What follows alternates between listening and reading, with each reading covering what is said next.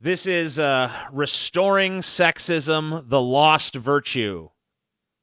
So it's time to go back to sexism. Enough of this not sexism. We need sexism again, God damn it. So the Bible is a sexist book. And that fact alone should make Christians want to acknowledge that sexism has to be a virtue. Or you could acknowledge that the Bible is full of shit. I don't know. Maybe you could do that too. And because the Bible has been assiduously ignored when it comes to these matters for these many years, what does that mean? This should make us realize that it is also a lost virtue. Therefore, it must be renewed or restored or recovered or perhaps even reupholstered. Ha ha ha. Words that start with jokes. Fucking awesome.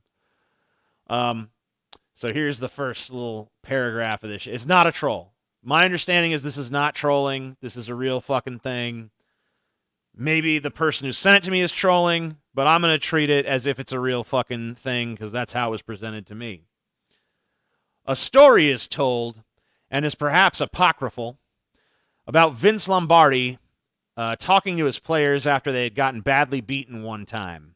Men, he said, it is time for us to go back to the fundamentals. And holding up the ball, he said, this is a football. What a charming fucking story, man. It really fucking makes you think. When it comes to the optimal relationship between the sexes, I think we are pretty much at that point. Actually, I mean, we are way past that point. What if the football identifies as a 6-year-old Asian girl? Well, you don't have to worry about that since footballs don't have the ability to identify as things, you know?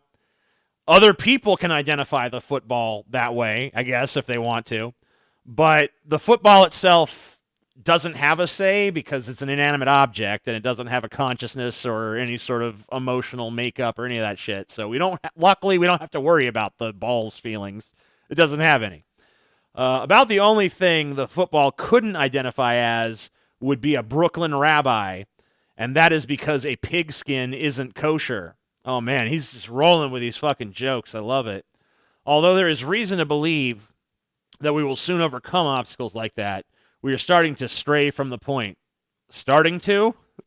We haven't even gotten to the point yet, if there is one. So, all right. Sounds good to me. As we have now established, this is November. It's also No Nut November for a lot of people. I don't know why. I don't know what people get into that. Anyway, we're straying from the point.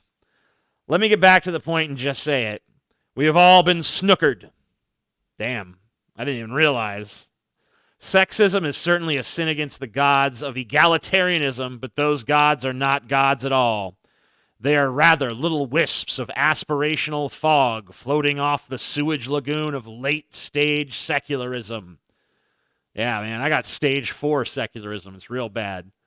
They said my aspirational fog is churning out there's more than wisps for me. It's fucking big plumes of goddamn egalitarianism coming off my stage 4 secularism, believe me. And so we have no reason to feel bad about committing any such sins.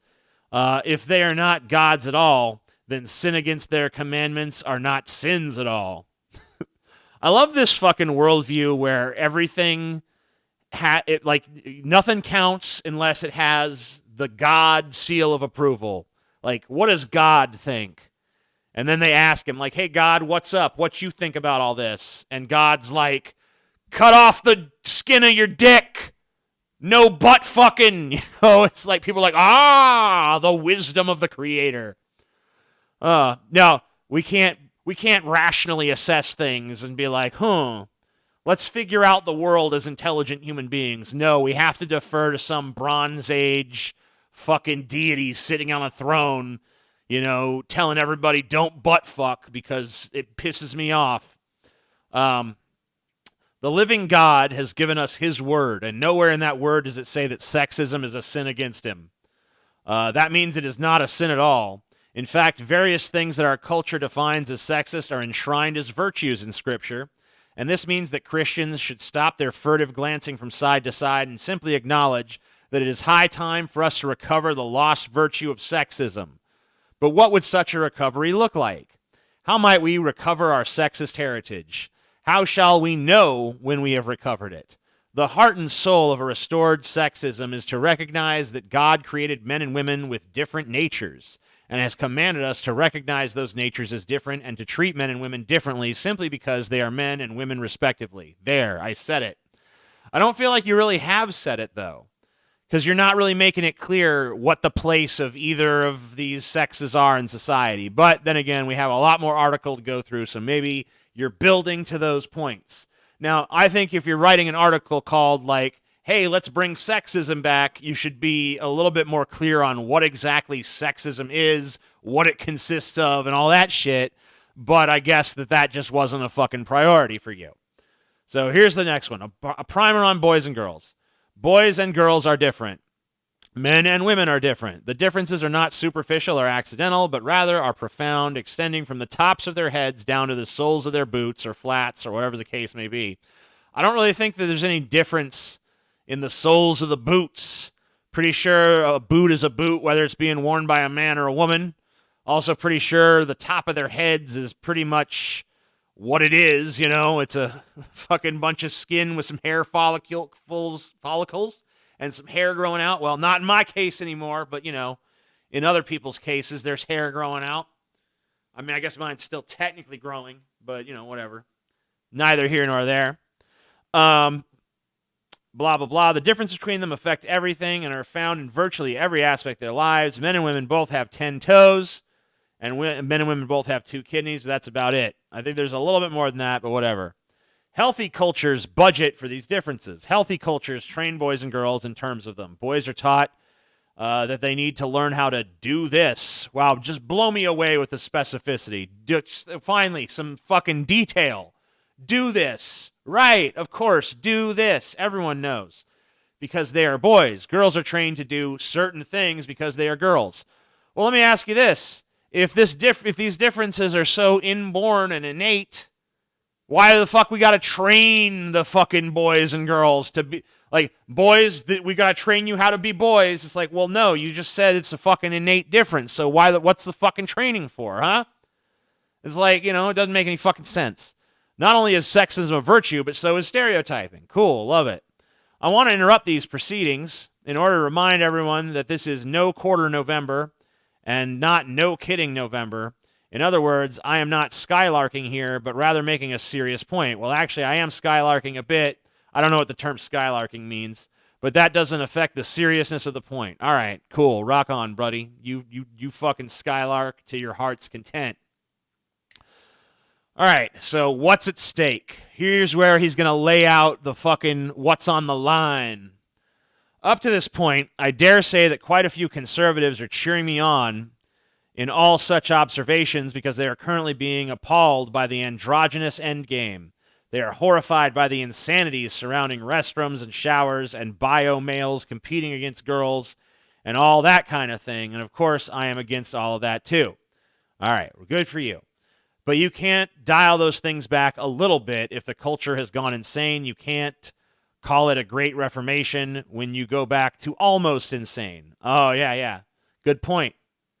Good. There's no fucking gradient here. That's the fucking solid point, man. There's no way that you can be like, I'm going to take this, and this, but I'm not going to take that. You can't have like a gradient of beliefs where it's like, I'm here, you know, I'm not quite here, but I'm here. You know what I'm saying? No, there's a fucking sides. You on this side or you on this side? There ain't no middle ground between them sides. Choose your fucking side and stick to it. That's it.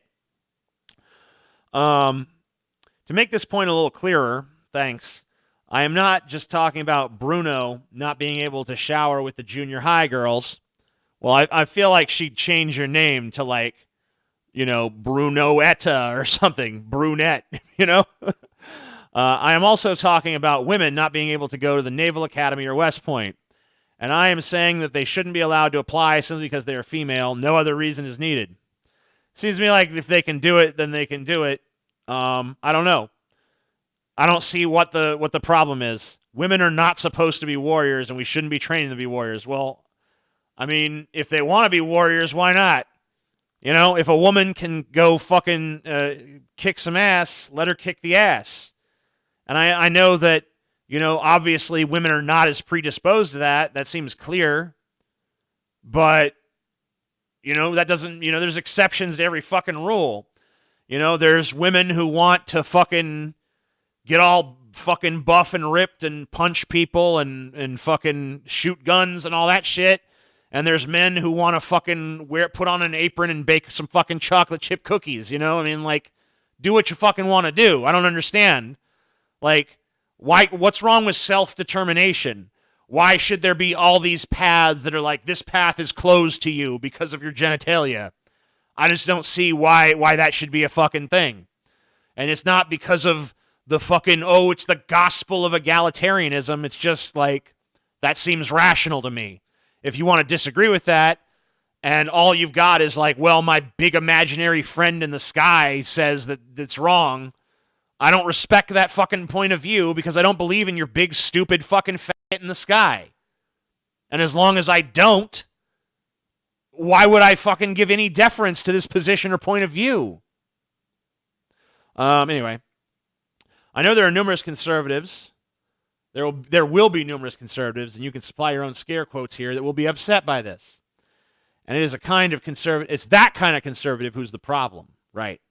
This is the kind of conservative who never conserves anything except the most recent progressive achievements. After women were introduced into combat roles, it took Fox News about 5 months to start saluting our brave men and women in uniform. And they also, without even blinking, routinely show footage of service members returning from deployment in such a way as to surprise their family members, those heartstring videos. And they make no distinction whatever between men returning home from war and women returning home from war. Here's mom back from Afghanistan. If that doesn't make you sick and angry, then you are an essential part of the problem. Yeah, it makes me so sick when people go off and fight my wars for me. I mean, look, I'm anti-war. I don't believe in all this hero worship of the troops, but if you're going to get into that jingoistic American mentality where the troops can do no wrong, then how the fuck are you going to say that a woman who goes to Afghanistan and fights, how are you going to fucking deny her the respect you give a man in that same situation, right? It doesn't make sense to me. Seems like they've earned your fucking respect. You have all this rhetoric about how the troops are fighting for your freedom. So if a woman goes and fights for your freedom, she deserves every bit of the same respect that you give a man who does that. And fuck what the Bible has to say about it. You can shove the Bible up your fucking useless goddamn ass, as far as I'm concerned. It's about the most useful thing you could do with that goddamn book in the first place. Right? Right. So the mirror of nature. Oh my God, how much longer is this? It just goes on and on and on. Okay. We'll go. Oh my God, this fucking section is forever. All right. Let's see what else you got to say. Upon occasion, traditionalist conservatives will make an argument from nature, and it is an argument that resonates with those who still have some common sense hidden away in the basement. All right. Last year, when the federal government was engaged in that massive push, the big common sense buyback, there were many, I have it on reliable authority, who ignored the federal dictate and who have kept quiet a bit of unregistered common sense in their possession. Oh my God, this writing style, so tiresome. You're not funny, dog. The shit that I know you're trying to be funny. I know you think that this is like some gold humor and shit going on, but it ain't. You ain't Cheech and Chong, bitch. You ain't funny. Fuck off with that. Just get to your goddamn stupid, imbecilic fucking point, all right? And this is why appeals to nature work for many people. They still use their common sense, but appeals to nature don't work with others. And so I want to walk through something here. How should we learn from nature? Okay. Female robins build the nest, and male robins, when it comes to nest building, just horse around, helping only occasionally. If you spot a robin building a nest, the chances are excellent to outstanding that you are watching the female. And the chances are even better that the patriarchy had nothing to do with this arrangement. The female robin is not trapped in stereotypes derived from the 1950s. The female robin was not indoctrinated by Victorians. The bird is simply doing what is in her nature to do. Okay, but let's look at the fucking hyena then, because the fucking hyenas live in a female-dominated society where the females actually fuck the males in the ass with their giant fucking huge clits. You know? That's nature too. And we're not robins. We're not even hyenas. We're human beings. You know, and the fucking brain power in this fucking gray matter. It's a little bit like it gives us a little bit more ability to change nature than other animals have. A robin doesn't fucking have any ability to question like, hey, why are gender roles like this? Is this really the best way to do things? We do have that fucking capacity. We have that in our nature. And by the way, it's that same fucking capacity for reason that led us to say, hey, maybe there's better shelter than just hiding out in this fucking cave. Maybe there's a better way to fucking get food than scavenging. Maybe we can grow our own food. Maybe we can domesticate some of these animals we're eating so that we have a fucking steady supply of them. You know, if we're just going to fucking defer to what the bare bones of what nature made us, then we should just be troops of hunter-gatherers. You know, the women gather, the men hunt. And you know, we don't have any modern technology. You know, the best we got is like a fucking spear or something. And just be content with that because that's about all nature gave us. Well, no, nature gave us something else. Nature gave us a brain capable of going, maybe I could do this a little fucking smarter.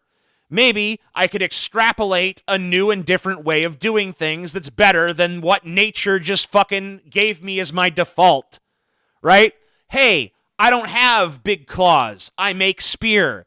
Hey, I fucking attach spear to string and stick, and I make arrow. Hey, I figured out gunpowder. Now I can shoot gun, you know? Oh, get a bunch of gunpowder together. Now I can make bomb. You know, it's just like we're constantly figuring out new and better ways of doing things, but when it comes to gender roles, we should look to the fucking robin and be like, hey, the robin does it this way, so who are we to question the wisdom of a pea-brained little fucking bird? Ugh. What a twat. You're a moron. Who's this guy? What's this fucking moron's name? Douglas Wilson? Hey, Douglas Wilson. I have some, you know what? I think I have a fucking revelation, dude. I just noticed something about nature. Do you ever notice, Douglas Wilson, that your mouth is around the same size as my balls? It's almost like they belong together. You know what I'm saying? Maybe you should suck my fucking balls. Maybe that's your role in society, motherfucker. You ever think of that? I did, because I got a big fucking brain. And it's a powerful one, and it makes connections. I felt some neurons. I had a neuron over here. I had a neuron over here, and this like bzz, sent a signal, and that signal said, this guy should suck my balls. That's what the fucking signal said, bitch. I don't know. I don't know how you feel about it. Maybe we can get together. You can call me, bitch. Anytime. I'm willing to get my balls sucked by a fucking closeted Christian conservative cocksucker anytime. But I'm not going to make you suck my cock. It's unimpressive. You're not going to enjoy it. But I bet you'd really enjoy sucking the fucking vinegar off my ball sack, bitch. I think you might like that. I think you might find that that's in God's plan. If you like what you just saw, subscribe to my channel. It is law. Also, check out my podcast, or Satan will rise and rape your ass. Also, my mom's dog is sick, so contribute to her GoFundMe, you stupid prick. That's all.